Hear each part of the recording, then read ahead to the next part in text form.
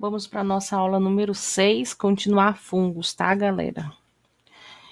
Então, hoje nós vamos ver agora, né? Nós vamos ver a importância ambiental, econômica, algumas curiosidades e doenças. Não tem essas coisas aqui no livro de vocês, só a parte da importância ambiental e econômica. Tá no livro de vocês na página 63. Qual que é a importância ecológica dos fungos? Galera, principal é decomposição da matéria orgânica. Se não tivesse os fungos, a gente não estaria mais aqui, porque não tem como a gente produzir os elementos. Que elementos, gente? Os elementos da tabela periódica, tá? Nós somos formados por eles, tudo é formado por eles, principalmente carbono. E aí, quando a gente morre, quando algum ser vivo morre, os agentes decompositores da matéria orgânica vão liberar esses elementos químicos de volta para o ambiente, que vão vir formar outros seres mais para frente. Tá? Então, se não tivesse a ação dos agentes decompositores, que são principalmente os fungos e bactérias fazem esse papel, mas é principalmente os fungos, a gente não estaria mais aqui para contar história, certo? Outra importância ecológica dos fungos é o controle biológico que é feito. Como assim controle biológico? Na natureza é equilibrada, né, obviamente, ela consegue viver numa perfeita harmonia, né? Então, algumas populações de alguns seres vivos crescem demais e aí precisam ser controladas e em algumas situações há um controle biológico natural dessa população que está exagerada por um outro ser vivo, e em algumas situações é o fungo. E o homem, observando isso, ele começou a usar o fungo para fazer uma técnica chamada controle biológico. Então, tem uma praga lá na lavoura de soja, digamos, um inseto que está detonando o grão de soja, e o homem descobriu que esse inseto ele é frágil, ele é afetado por uma determinada espécie de fungo. Ele vai lá e espalha esse fungo, o fungo vai se alimentar do inseto, o inseto vai morrer. Quando o inseto morrer, o fungo vai automaticamente morrer e ele não precisou usar nenhum defensivo agrícola, né? Não, nenhum veneno que iria contaminar aquela soja. Então, o controle biológico é uma prática muito empregada hoje, muito eficiente e muito boa, né? Outra importância ecológica dos fungos é as associações que eles podem fazer, como líquens e micorrizas. Líquens é a associação de algas e fungos. É, e essa associação é benéfica para os dois, porque um dá alimento para o outro e um dá protege da desidratação, da perda de umidade. Então, líquens é uma associação ecológica benéfica para os dois indivíduos, chamada de mutualismo, que é muito explorado no Enem, nos vestibulares por aí. Outra relação ecológica que eles fazem, que também é um mutualismo e que se chama micorrizas, é uma associação entre raízes de plantas leguminosas e fungos. Por quê? As plantas leguminosas, elas não conseguem absorver alguns nutrientes que têm macromoléculas. Então, ela se associa a alguns fungos, a raízes dessas plantas, né, para o fungo liberar uma substância que vai quebrar essas moléculas no solo e aí a planta vai poder absorver. Então, a planta está sendo beneficiada porque agora ela consegue absorver uma molécula muito grande que antes ela não conseguiria. E qual que é o benefício do fungo? Degradar parte da raiz da planta. Ah, professora, mas está fazendo mal para a planta. Não, porque ela está reconstituindo aquela raiz o tempo todo, justamente porque ela está conseguindo se nutrir, certo? E importâncias econômicas. Nós, seres humanos, tudo que a gente pode explorar para ganhar dinheiro, a gente explora. E graças a Deus a gente conseguiu descobrir muitas coisas boas com os fungos, né? Muitos produtos dos fungos são utilizados na indústria farmacêutica, na alimentícia e na de combustíveis. Esses queijos finos, né, que a gente vê, gorgonzola, não sei o que, só são possíveis de ser fabricados por causa da atividade fúngica que é feita em cima deles. Os medicamentos, por exemplo, antibiótico. O antibiótico é uma substância produzida por um fungo, né? O primeiro que foi descoberto, a penicilina, o primeiro que eu até já falei isso para vocês lá no conteúdo de bactérias, né? A penicilina, como que o Alexandre Fleming descobriu o antibiótico, né? Então, isso é muito empregado na indústria farmacêutica. E combustível, por causa do processo de fermentação, né? Que leva à formação de combustível. Combustível mesmo, álcool, gasolina, essas coisas. Aqui, ó, líquens, tá? E aqui as micorrizas. Esqueci de mostrar essa imagem para vocês. Então, aqui, ó, as hifas do fungo se enrolando nas células das algas, e é bom para elas, porque a alga fica protegida de perder desidratação, perder água, né, desidratar. É bom para o fungo, porque ele está sendo alojado e está se alimentando das células mortas das algas também, e todo mundo se ajuda desse jeito.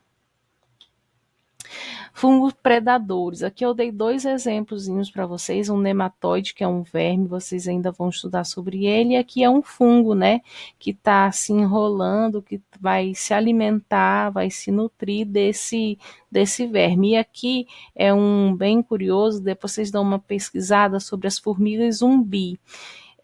Existe uma espécie de fungo que ela é muito louca.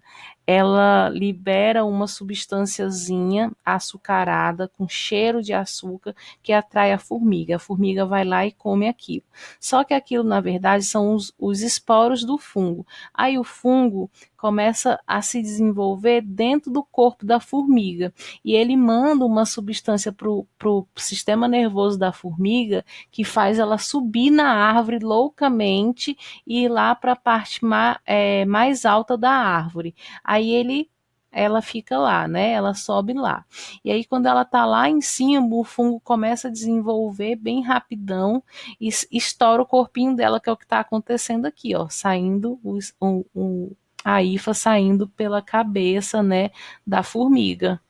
Aí ela é chamada de formiga zumbi porque ela fica assim, ela não se controla mais, o fungo que está coordenando o corpo dela. E aí aquela já morreu. Quando a hifa sai assim do corpo, a formiga morreu. E aí por que o fungo faz essa estratégia? Porque lá de cima ela vai liberar mais esporos para continuar esse processo, cada vez ganhar mais território. A natureza é muito louca, né?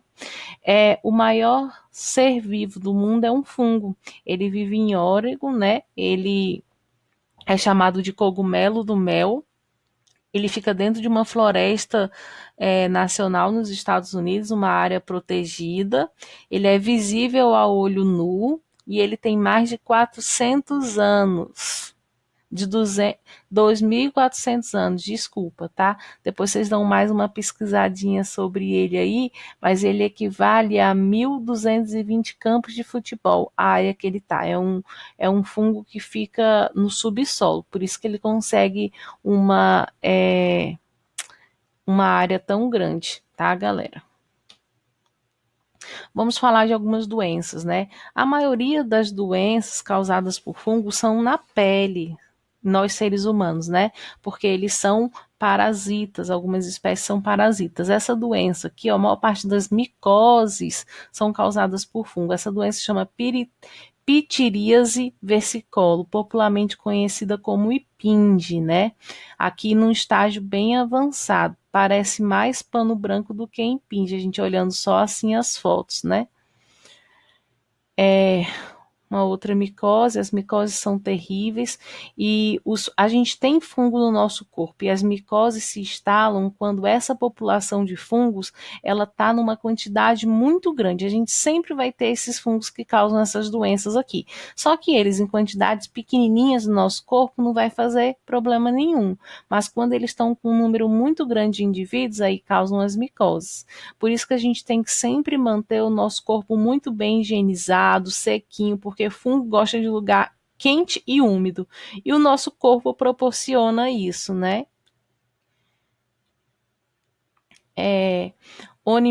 Onicomicose, que são as micoses da unha, é algo bem chato de tratar, dolorido. Aqui já está num estágio bem avançado, né? São anos e anos para ficar desse jeito aqui.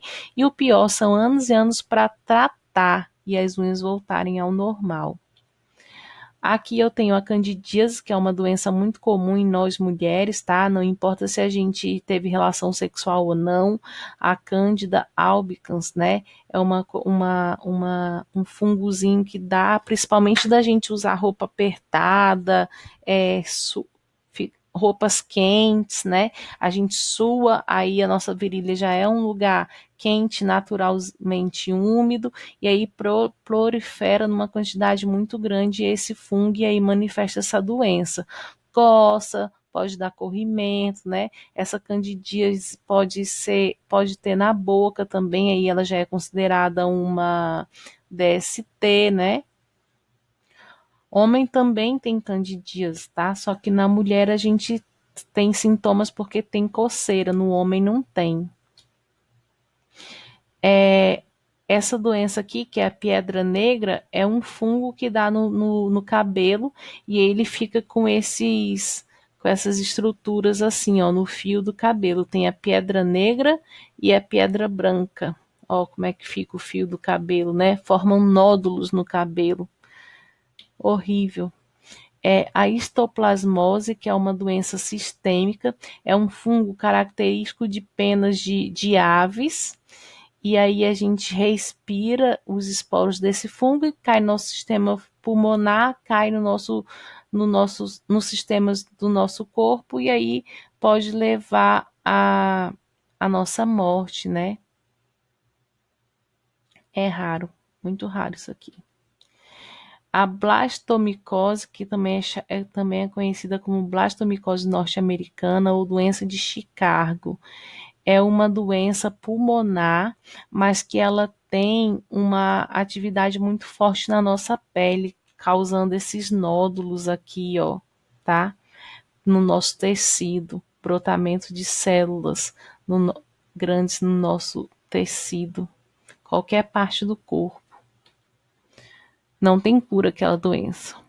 E a criptocose, que é a doença do pombo, né? O pombo tem um fungo que sai principalmente no cocô dele, e quando a gente respira esse fungo, professora, mas eu não ando por aí cheirando cocô de pombo, sim, mas o cocô ele desidrata, ele resseca, fica poeirinha no ar e a gente respira, a gente inala, aí os esporos desse fungo se instalam no nosso pulmão e começa a se desenvolver lá. Pode afetar o nosso sistema nervoso e vir a formar tumores cerebrais, tumores pulmonares, né? Eu conheço uma pessoa que já morreu por causa disso daqui. Conheci, né? Que ela já morreu. Mucormicoses, que são micoses que afetam o sistema sensorial, né, principalmente olhos, e vai afetar também parte do nosso cérebro. E a esporotricose, que é uma micose tegumentar também, que dá tanto em nós seres humanos quanto em animais, né, gatos, cachorros, e é transmitido principalmente através do gato. Triste. Bem, acabou, é isso, tá, galerinha? AV2, vamos conversar sobre AV2, né? O que vai cair? Tudo que a gente assistiu nesse retorno aí das aulas, tá? Tudo isso.